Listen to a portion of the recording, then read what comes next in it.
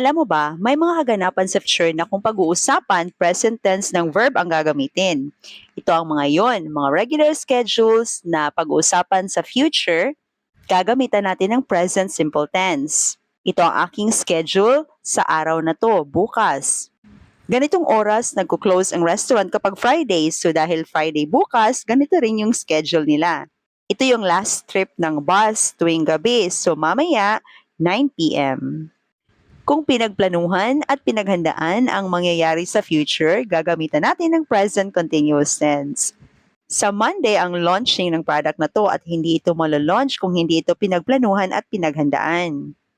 Next week ipapalabas ang movie kaya hindi ito mangyayari kapag hindi pinagplanuhan at pinaghandaan ng mga sinihan at ng producers nito. Ready na silang magpakasal dahil sa Sabado na. Ibig sabihin, napagplanuhan at napaghandaan na ang halos lahat ng kailangan para